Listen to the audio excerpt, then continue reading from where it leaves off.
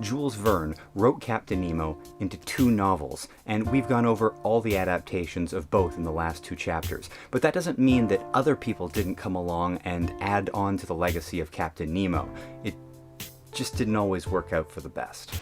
At least you admit that the situation lacks dignity. I don't know about that. There are some great productions here for sure, and yes, there are some misfires.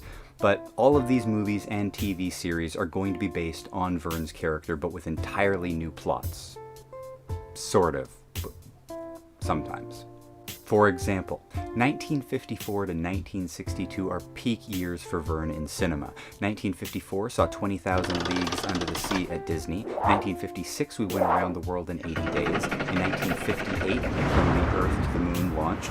1959, Journey to the Center of the Earth emerged. In 1961, we saw the Harryhausen Mysterious Island. In 1962, we saw In Search of Castaways. And then also in 1961, we got an Alterna Nemo in Master of the World. The comparison is pretty undeniable. In what way? Well, Master of the World is to 20,000 Leagues what BioShock Infinite is to BioShock 1 and 2. Meaning that they trade an underwater adventure for a high-flying escapade, albeit both having a steampunk aesthetic. Instead of our professor character looking for a sea monster, he's looking for a threatening voice coming over the mountains and discovers a madman in a futuristic Zeppelin-type vehicle the size of a city who's fed up with man's society. The plots are very, very similar. I see. The movie is based on 2 novels, Robert the Conqueror and Master of the World, and the movie features both Vincent Price and Charles Bronson. I prefer the Nemo underwater adventures, but I also prefer the first BioShock. Now let's look at a movie with an actual character named Nemo in it.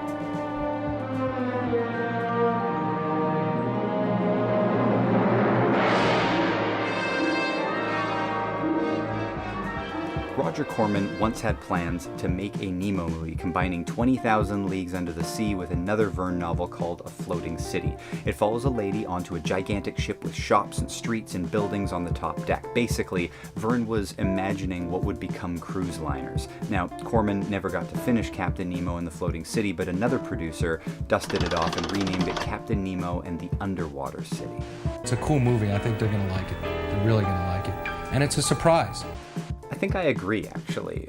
This is a pretty decent pseudo-sequel to the Disney 20,000 Leagues, and it's a favorite of mine from this chapter. It falls short of the Disney opulence, but compared to the most expensive movie ever made in its day, this boasts a modest budget of $1.5 million, which works out to be about $12 million today. And I think in that context, this movie does pretty well for itself. It's quite beautiful. I'm glad you feel that way. Why? Because you'll be staying here for some time. For how long? For the rest of your natural lives. In this continuing adventure, Nemo has built an entire city, as the title suggests, called Templemere, which is a cool name, and has brought these survivors of a shipwreck to his secret paradise. The only problem is that he won't let them leave. Suppose I allowed you to go and you succeeded. Would anything be learned? In spite of slaughter, in spite of blood, there'd still be wars. They won't be content until they've destroyed themselves. If you know so much about the Earth's shortcomings, it's a pity you choose to run away from them. I don't. Overall, they hit enough touchstones here. The mystery for our rescued protagonist discovering the Nautilus is now expanded to an entire city. Nemo is still holding people captive, staying away from the laws of man. The sets and costumes are all colorful and fun and help to continue that 1954 bit of magic, sort of.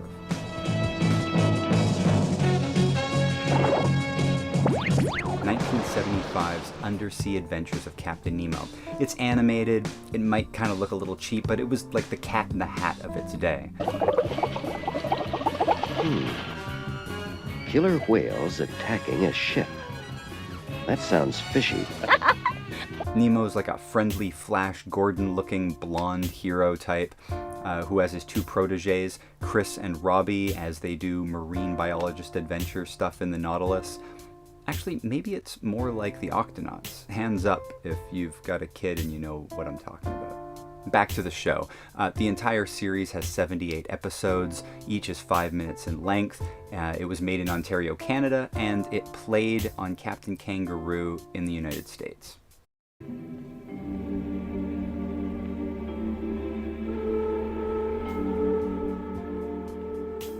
Now in 1975, there's a Russian series. It's a TV series, 3 episodes. The entire 3-part series is actually available on YouTube, which is where I watched it, but it's in Russian, and it has Russian subtitles only. It loosely follows the plot of 20,000 Leagues in the first and last episode, but the second is an interesting detour over to India, where they hear the Prince Dakar backstory that we touched on in Chapter 1, kind of pulling from the mysterious island.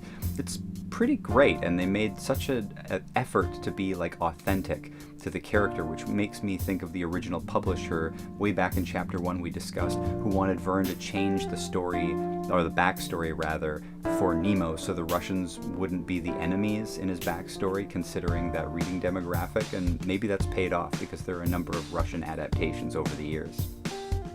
And strange singing scenes, which don't seem to have any place in the series at all. Однажды боцман Боб сошел на берег, чтоб припомнить, как гуляют по земле. Покуда он гулял, промчался грозный шквал, и шхуна вмиг растаяла во мгле.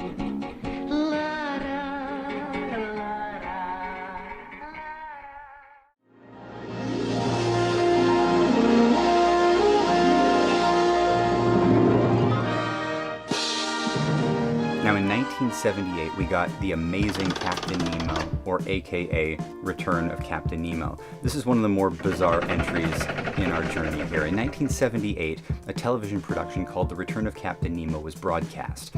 Only the first 3 episodes aired before being cancelled, and the 3 episodes were then cut together into one movie dubbed The Amazing Captain Nemo. Now, the charm of this one is that it's taking place in the future of 1978, where a Bond-type villain in a nuclear submarine tries to hold America hostage. Luckily for us, that the US Navy just happens upon the Nautilus at the bottom of the ocean in time to catch seeing Captain Nemo thaw out from like a cryostasis to thwart him. And yeah, this is pretty much the entire plot of Austin Powers. And kind of Captain America too. Now, when Nemo is thawed out, there isn't much protest from him to use the Nautilus as a weapon for the US military, despite all the evidence that we have to the contrary in his 2 Verne novels. He does say that he doesn't really want to, but in the end he goes along with their plans. So this is more a campy, silly, fun adventure, a product of the time that it was made. For example,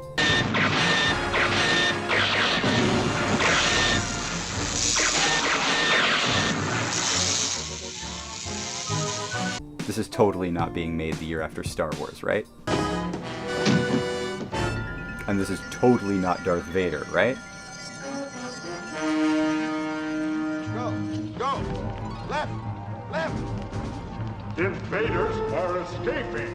Knowing the context of how the film came to be, edited from 3 separate episodes, each written by different writers, helps to enjoy this last attempt from executive producer Irwin Allen to do sci-fi TV. This is like the Battlestar Galactica of Nemo productions.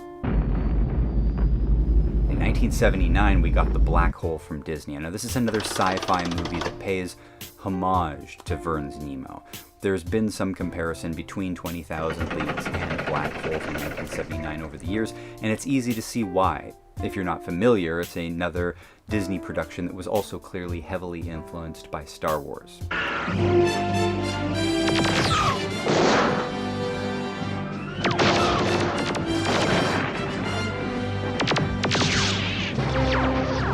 Vincent, were you programmed to bug me? No, sir, to educate you. When I volunteered for this mission, I never thought I'd end up playing straight man to a tin can.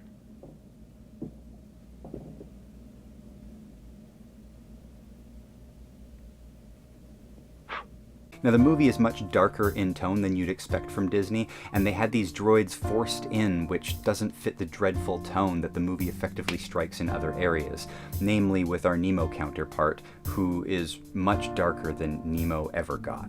Long-cherished laws of nature simply do not apply. They vanish. And life? Life? Life forever. Now, as such, I can recognize the elements taken from Nemo, but I see this much more like a precursor to Event Horizon when I watch it. They go out in a lone vessel to find out what happened at a research site in deep space, and something sinister has transpired. You know, it's got that dread thing going. The cast has Robert Forster and is decked out with other stars, and there's a particular tone to the movie that stands out in Disney's canon, usually consisting of lighter material, that makes this movie something special. Even if it is loosely connected to Captain Nemo, kind of worth a mention here. Give them distance, then blow them out of the sky. There was an animated production in the 90s, but maybe not the one that you're thinking of.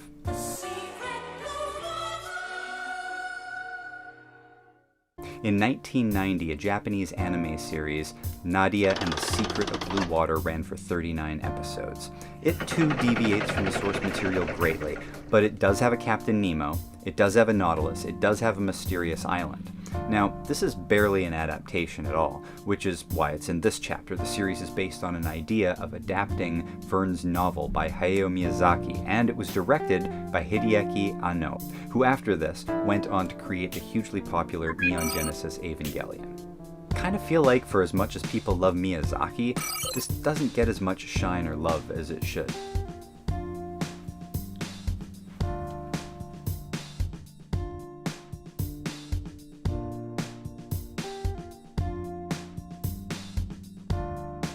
In 2001, we got Atlantis: The Lost Empire. Now, as I said before in the earlier chapter, there's no actual Nemo in this one, but it's worth mentioning because it's so clearly inspired by Verne. It's at least adjacent to Nemo. It's got a Nautilus-style sub and undersea adventures.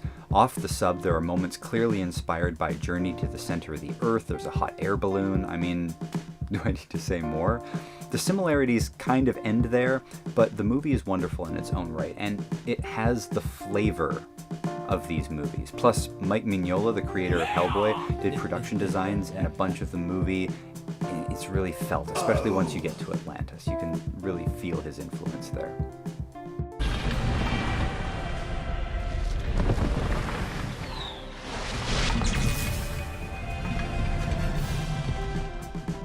Now, our final Non-Verne Nemo is not exactly what you might think, so manage your expectations.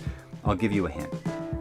It's a bastardized live-action version of a classic comic book, which itself is based on free characters in public domain. Got it? Let's see if you're right.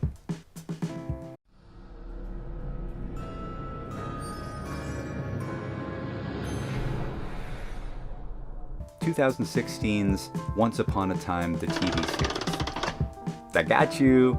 I got you, right?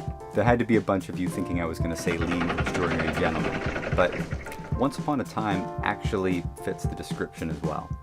Vertigo published Bill Willingham's Fables for over a decade. Its cast is made up of all the fairy tale characters in public domain: Snow White, Beauty and the Beast, Prince Charming, Red Riding Hood, the Big Bad Wolf, etc., etc.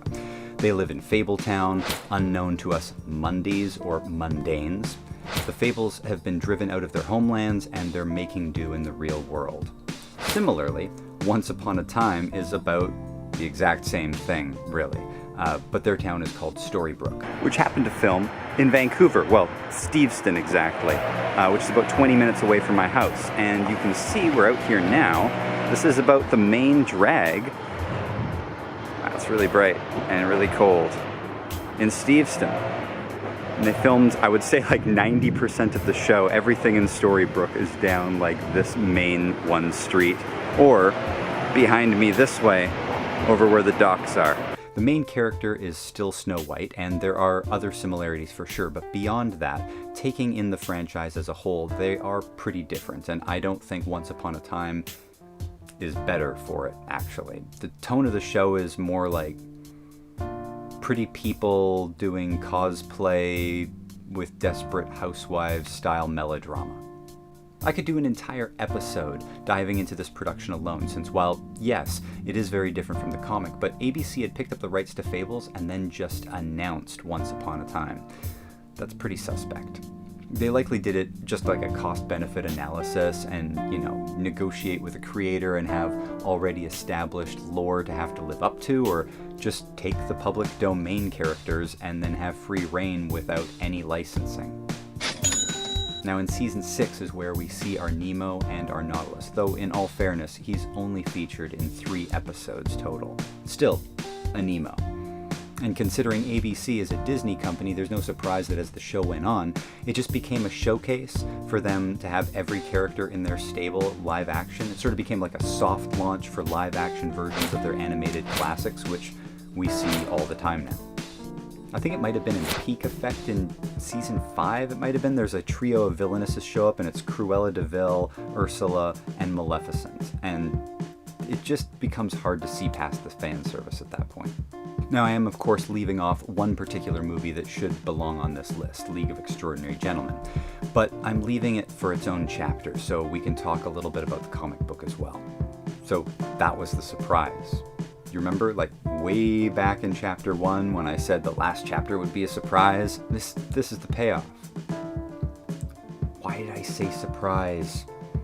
I should have said mystery. Damn it! Dude, you're better than this!